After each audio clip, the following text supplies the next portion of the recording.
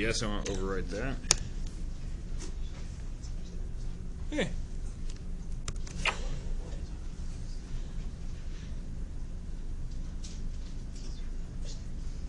Let's see if this works.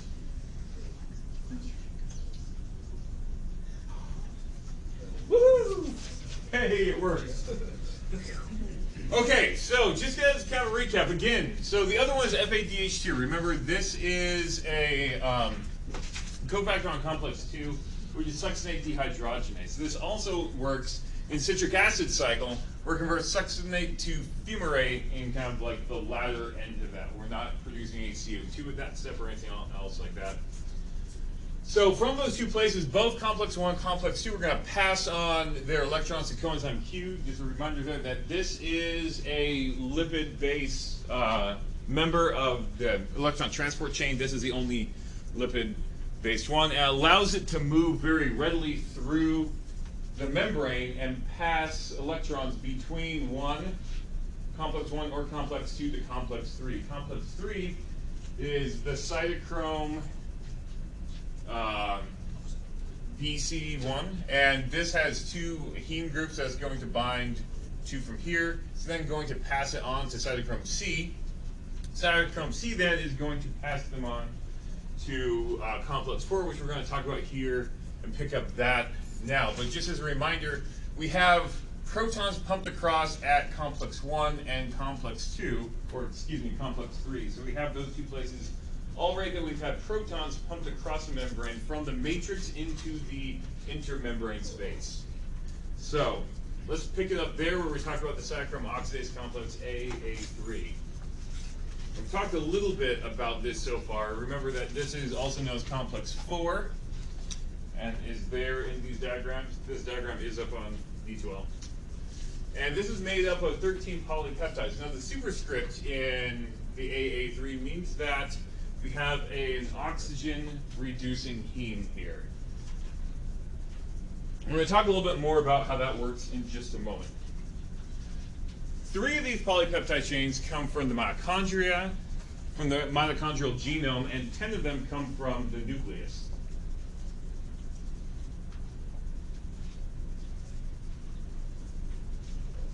It has these 2 heme groups that it has allows it to transfer 2 electrons, 1 per each heme group.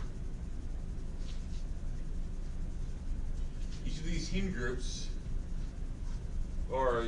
it also has 2 copper ions as well, not at the heme groups, but elsewhere. This allows 2 more electrons to be passed as well.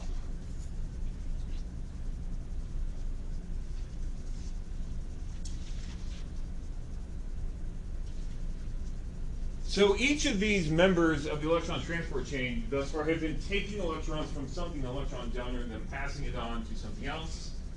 And the thing that we're passing electrons on here, this complex passes them on to oxygen.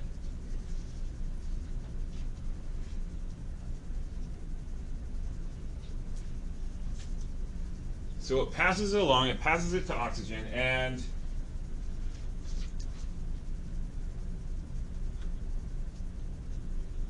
as it does this, it pumps 2 protons per electron pair it passes.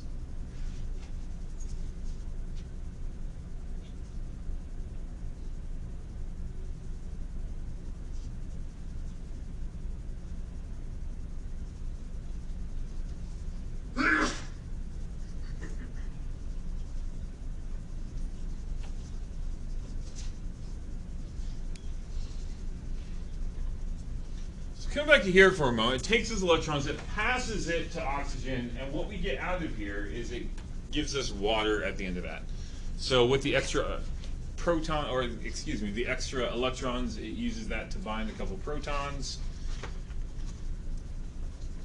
and we receive water from that.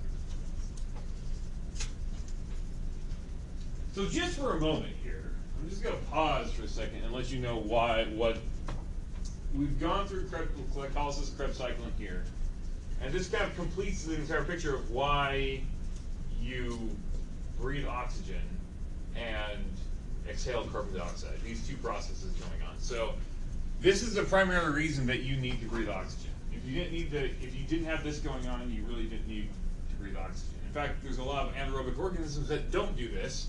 They do something that we're going to talk about in a little while that allows them to get by without consuming oxygen. And also, if we go back to Krebs cycle, that's the primary place in which you're producing the CO2, which you're going to breathe out.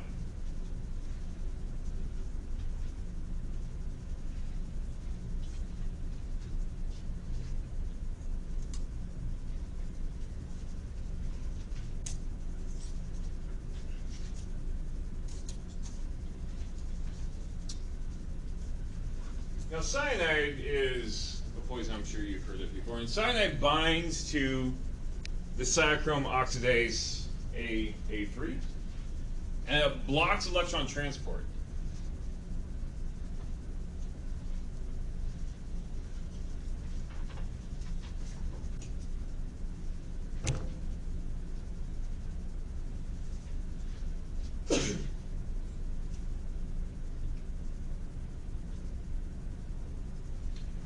The O2 reduction is very quick. It happens, takes only about 2 milliseconds for that to happen.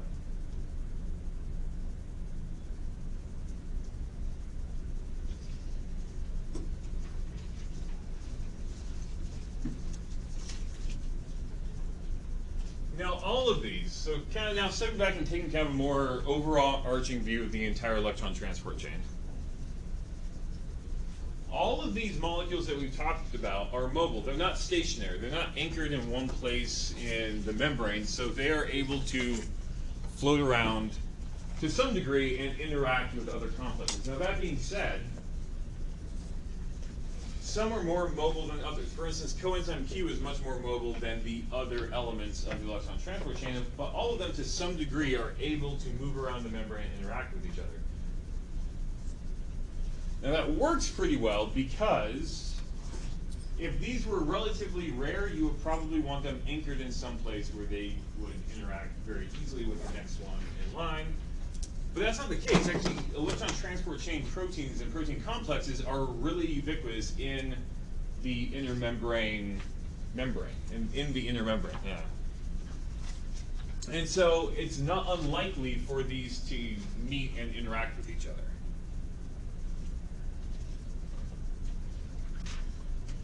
So we've talked about each of these steps. Let's talk about kind of adding up all of the protons that get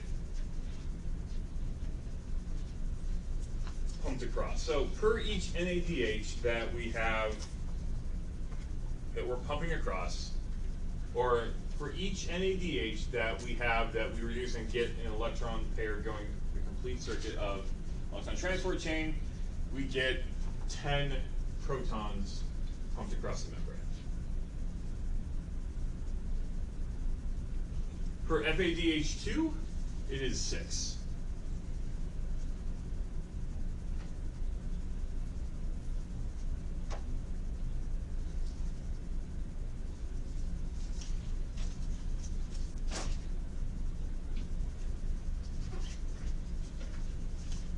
And so this leads to a thing known as the proton motive force. We have all these protons that we pump from the matrix into the intermembrane space. And so because your concentration of the protons that you have on either end of that are going to affect the pH, because essentially that is, pH is a measure of proton concentration.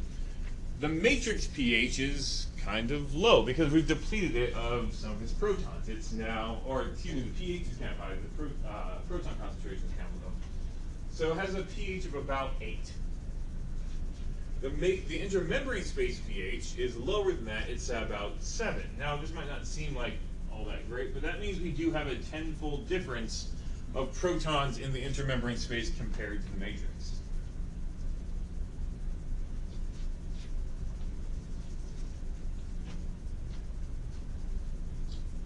But that means that we actually don't just have one gradient set, we have 2 gradients set up because of this. One of those is an electrical gradient. We have all these positive charges that we've moved into the intermembrane space. And so because positive charges don't want to particularly be around other positive charges, they're going to tend to repel each other. And so we have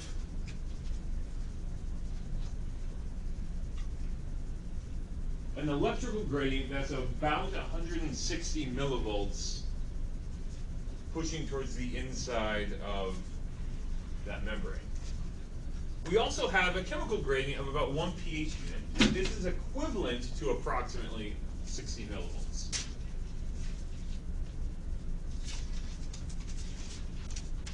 Therefore, we add both of these together, 160 and 60 millivolts together.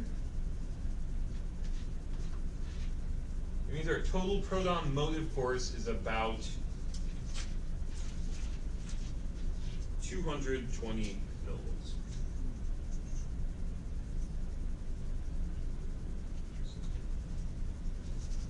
What this is, in reality, is the free energy from those electrons that we've harvested from taking, at this point, so far we've talked about glucose, and essentially turning it into carbon dioxide, and we stored that free energy as the proton motive force, as this separation of protons across this membrane.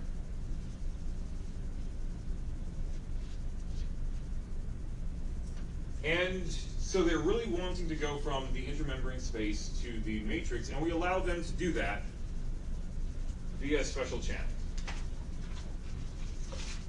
It is called the F0F1 ATP synthase.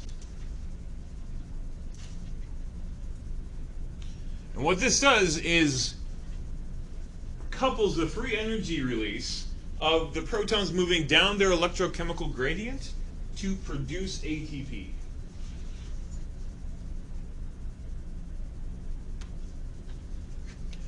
Now it's called the F0F1 ATP synthase because it has these two different units. It has the F0 portion, it has an F1 portion. The F0 portion is within the membrane.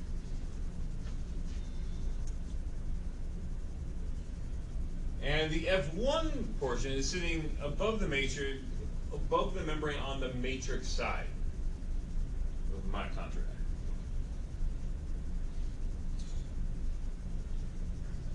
And the F1 or the F0 portion rotates a stalk that is within the F1 portion. So it literally kind of rotates in there like an axle, a wheel on an axle.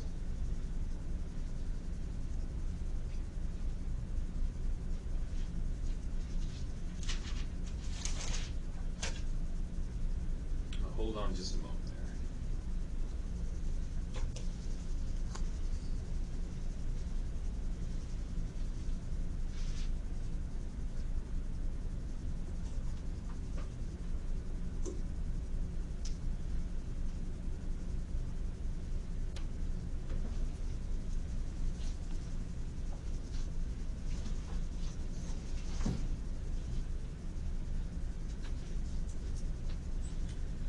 So this is what this thing looks like. So this is the inner membrane of the mitochondria here.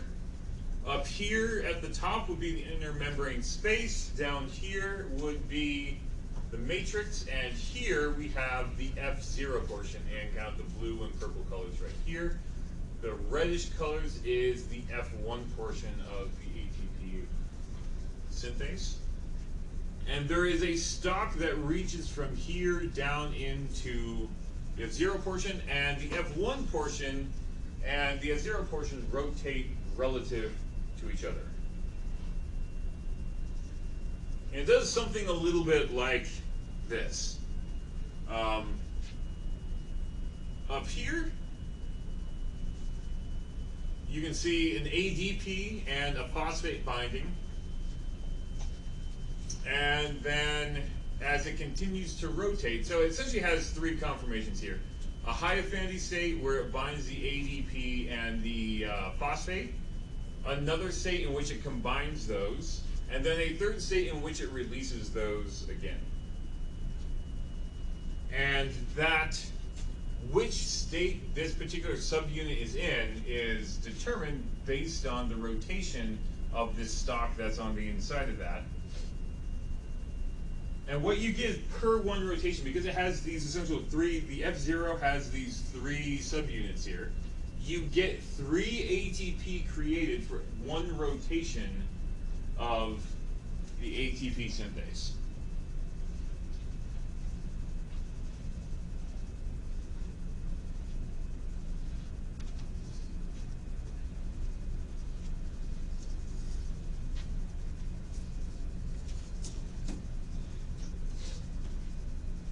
So this thing creates somewhere, yeah. Does that mean that those molecules are coming in and then they're getting pushed out with ATP then? Or? Yeah, so you get ADP and a phosphate binding as individual molecules, and then they get released as ATP. So really this is an enzyme. It's using the proton motive force as its input of energy. So it requires an input of energy. And our reactants are ADP plus a phosphate, and our products are ATP. This whole process happens, we get about 300 to 1,000 ATP per second created for every ATP synthase. And like I said just a moment ago, we have 3 ATP per rotation made. Yes, Alex? How many hydrogens are required to turn the motor every turn? One. Approximately 9. But we'll come back to that because I'm now going to talk about the actual delta G's that are involved in this.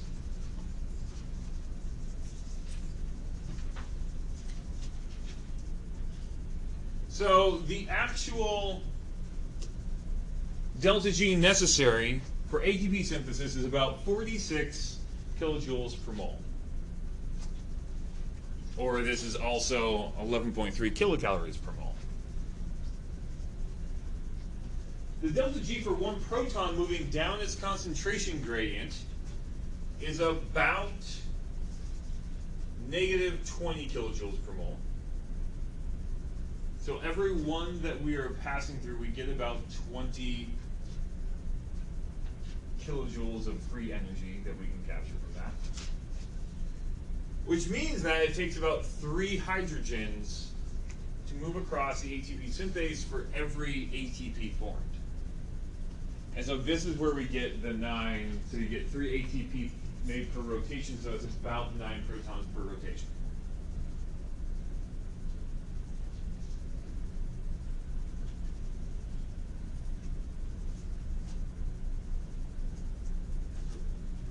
So this whole process that we've talked about so far, Krebs cycle plus electron transport chain,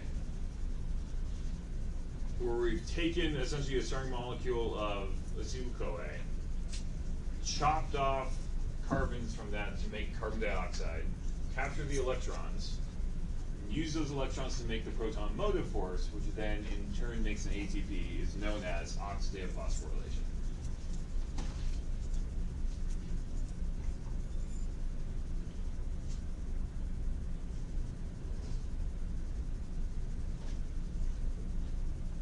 We are oxidizing a series of molecules, capturing the energy out of that, and using that to create ATP.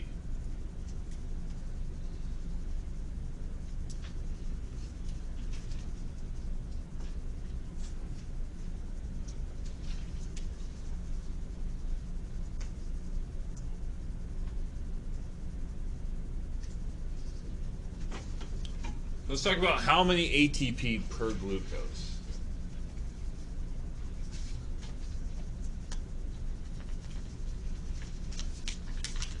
So for each FADH we've talked about already, we have about 6 protons. We have 6 protons that are pumped across the membrane. For each NADH we've talked about 10 that are pumped across the membrane, a net of 10 protons. However, that being said, that's not true in every case. That is true for FADH and NADH that were produced during Krebs cycle. However, our NADH that are produced during glycolysis, they're not produced in the same place. Let's go back here. we need the NADH here to actually do this. Where is the NADH that we produce during glycolysis? It's in the cytosol, because glycolysis is happening, the cytosol is happening out there. Well, I guess it could be down here too, but outside the mitochondria. So to get it into this process, what we need to do is we need to transport it across the outer membrane, across the inner membrane into the matrix, so it can react with that NADH dehydrogenase complex. So what that means then, we have to expend energy to do that, which means that we're not getting essentially the full usage of the energy from that, because we have to invest some to get it inside the matrix, which means that we only actually net about 6 protons from the NADH that is produced outside the mitochondria. Now this is a net. Actually, once you have it in, those electrons, if we just consider once it's inside there, it still produces 10 electrons, but we had to invest some energy to get it into the matrix. Does that make sense? It's like saying, I want you to buy me a full tank of gas, but you have to drive half a tank's worth of gas somewhere to just get the gas. So actually, the entire process means that you have to get more gas. That make sense? The entire investment is more than 1 tank's of gas, 1 tank's worth of gas. Okay. That analogy didn't work out quite as well as it did in my head the moments before I actually said it. Okay. So let's talk about this. Let's now think about all the things that are created from this process to try to figure out how many ATP we're making per glucose. So in glycolysis, what kinds of things do we make? We make a couple ATP here and here, actually 4 ATP. We use a couple ATP, so that nets us how many ATP total from glycolysis? 2. What else do we make in glycolysis? 2 NADH. Anything else? Yeah, a couple pyruvate that we'll dump into Krebs cycle. We'll ignore those for the moment.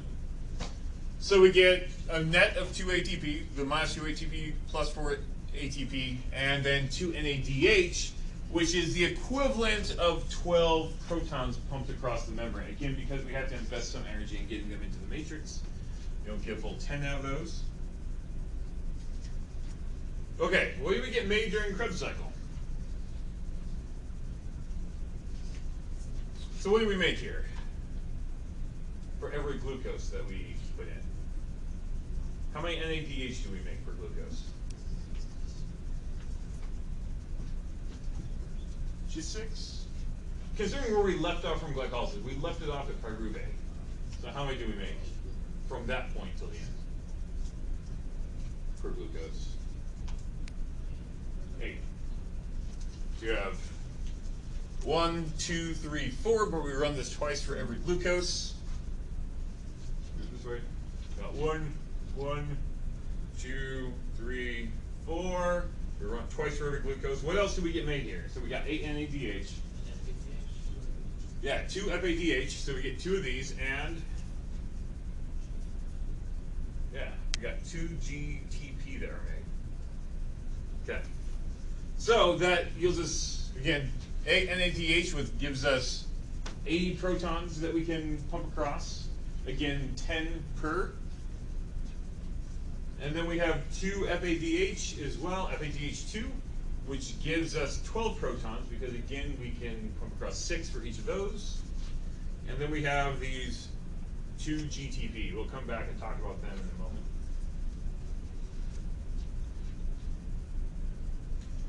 So the total of this is 104 protons that we pumped across.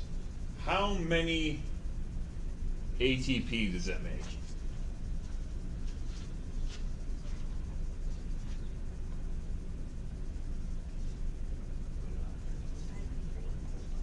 What's that?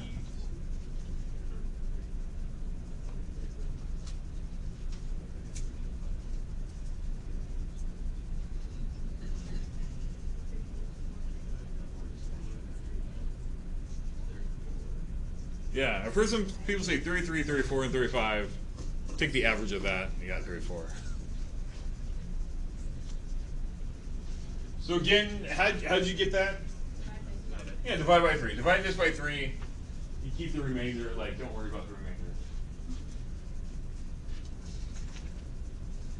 And then, but we also got 2 ATP from glycolysis, and then we can make 2 ATP from the GTP, because essentially we use that to donate a phosphate to ATP, which means that, finally, the hypothetical maximum of what you could get from one glucose through this entire process is 38 ATP made per glucose. That's kind of good.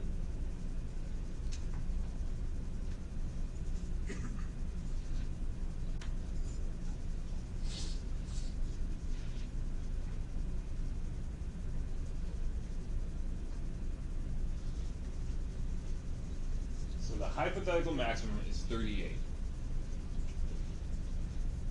However, you don't just use your proton motive force just to make ATP. You actually, it's a really convenient energy source, so we use it for other things. We use it for pyruvate transport, to get pyruvate into, because again, remember the pyruvate is being made in the cytosol at the end of at the end of glycolysis. We have to get that into the mitochondria to use it for Krebs cycle, and so we have to move that in. We use the proton motive force. It starts sounding like if you slow down the lectures.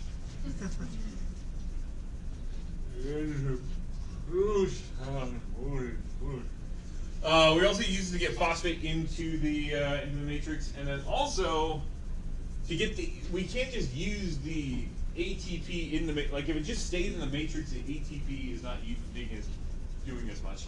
And also, as we take ADP and make ATP, we're running out of ADP. So we have to transport the ATP out and the ADP into the matrix.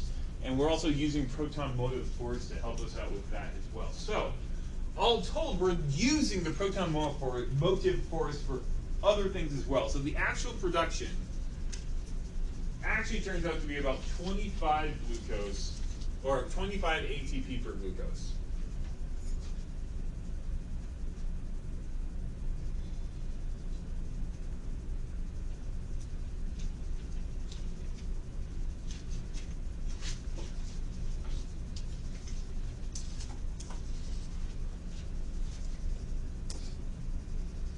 Let's talk about how efficient this is.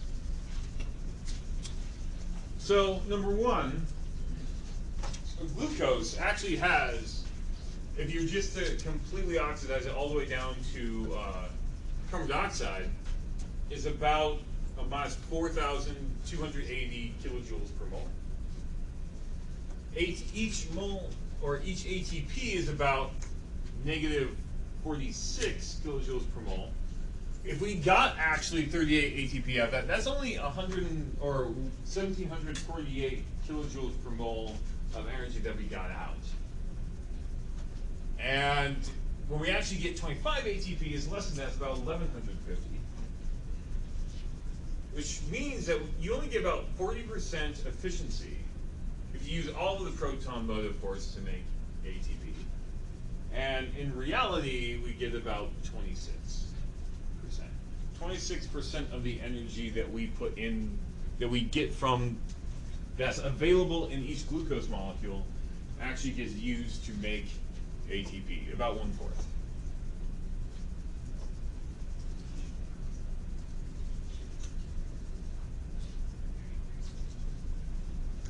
A lot of this is lost to entropy and other things.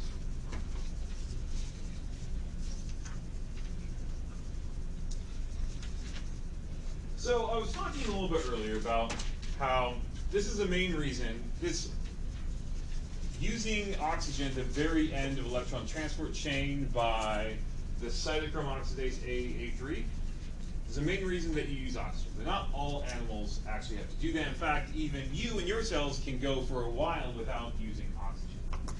So how does that work? So if in you, your cells have to go without oxygen, you can actually take pyruvate and convert that to lactate. And that's what happens in you. In other animals, there's a whole host of other different things that happens. I can tell you about octopuses because those are cool. And they actually take pyruvate and turn it into this molecule called octobene. Did anyone go to the colloquium last week? Anyone at all? A few of you. You probably didn't catch it, but early on he's talking about like cancer in plants, and he's talking about these different metabolites they make. One that they make is octapine. It's kind of interesting because also where it was discovered was in octopuses as like the final end product of anaerobic metabolism in octopuses. Anyways, similar thing going on, but okay.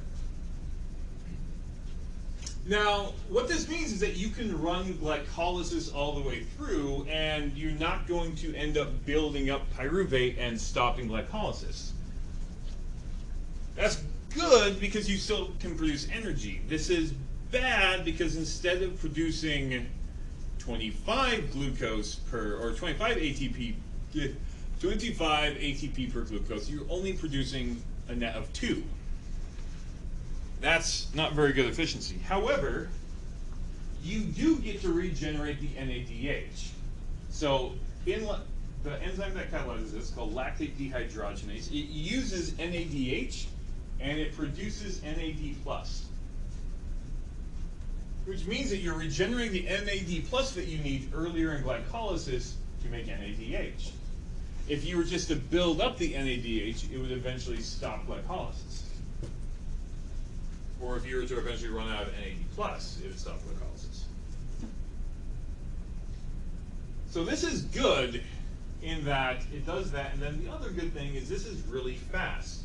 This produces ATP at a rate of about 100 times as fast as it would go if you were producing it via oxidative phosphorylation. You produce a lot more ATP through oxidative phosphorylation, but it's a lot slower. Glycolysis is a lot faster.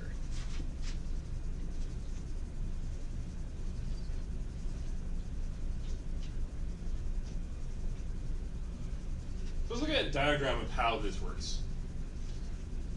You go through glycolysis, and you generate your glyceraldehyde 3-phosphate. Next step, you use an NAD to make an NADH, and you get 1,3-phosphoglycerate. And you keep running through. You make a couple ATP here, you make a couple ATP here, and you end up with pyruvate. Instead of going on to acetyl-CoA here, what can alternatively happen is that we can use lactate dehydrogenase, or LADH, to convert pyruvate into lactate. And this also converts the NADH back into NAD+, which makes a better pool of NAD+ here that you can keep running the glyceraldehyde 3-phosphate to the 1,3-bisphosphoglycerate reaction as well, and keep running this. You keep going around and around and around. We continue to make this ATP here and here. So we continue to make ATP from our glucose, but it's not nearly as efficient as if we use oxidative phosphorylation. Okay. Are there any questions so far on anything so far with electron transport chain, oxidative phosphorylations, the rest of this?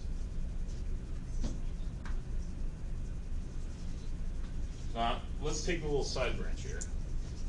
Talk about the role of the mitochondria in programmed cell death, which is also known as apoptosis.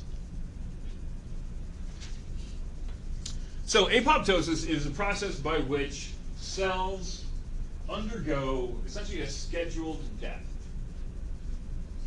We want them to die for some reason. And this happens normally. About 5% of cells daily are going to die in a healthy adult. Somewhere between 50 and 70 billion cells. The process is pretty quick. It only takes about 15 to 20 minutes for a cell.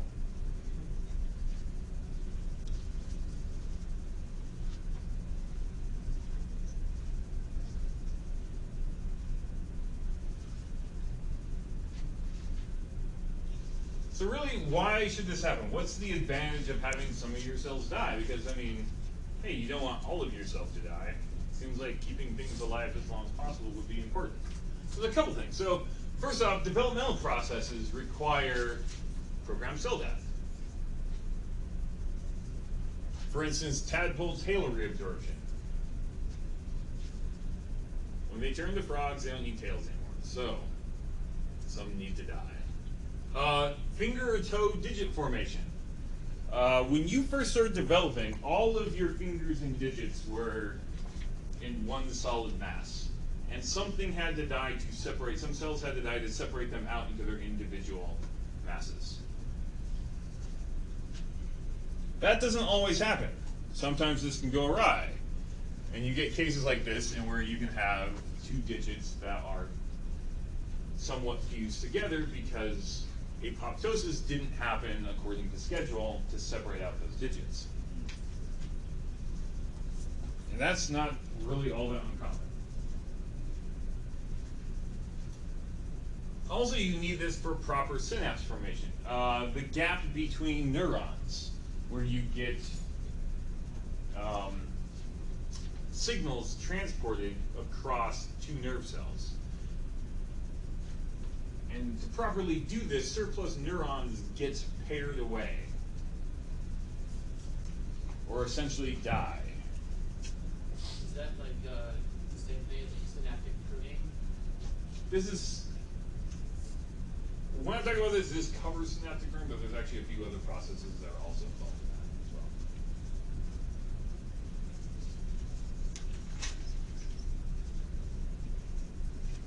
Also, we might want to do this to destroy threats to the body. For instance, intracellular pathogens. You have bacteria or viruses that are taking over the cell. We might want to kill them for that,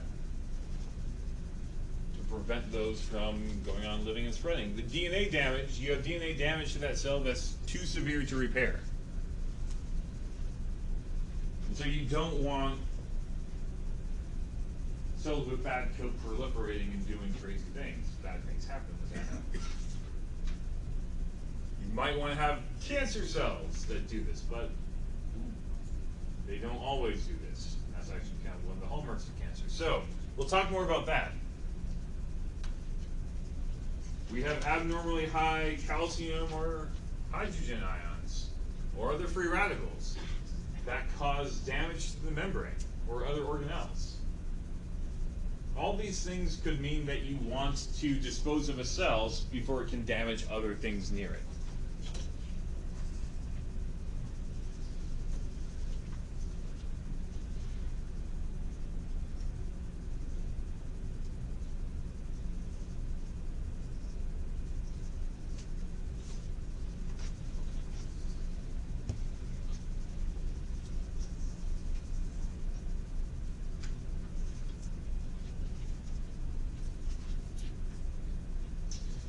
Okay, so apoptosis can take two different forms. First off, it can happen extrinsically, from outside signals. Something happens, and that signal is from the outside is signaled to die. And that we're not going to talk about at the moment. You also have intrinsic, where the signal to die comes from internal factors.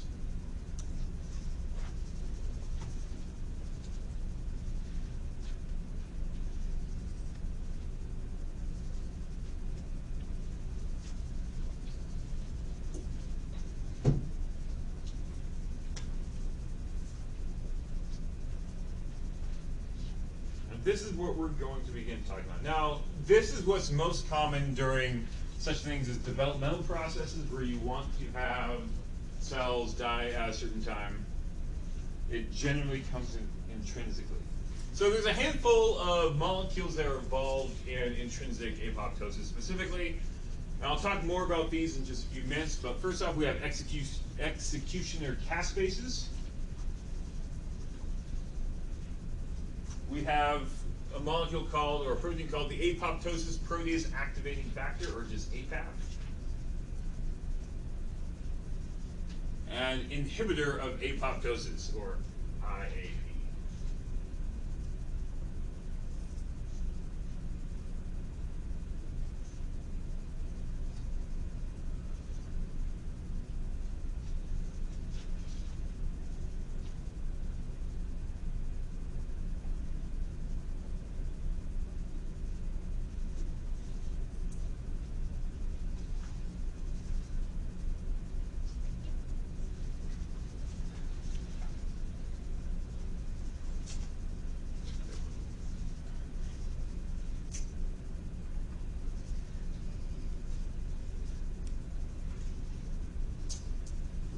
It's going to take me longer than the remaining 3 minutes before 11:50 to talk about this entire thing, because we go through lots of things with this.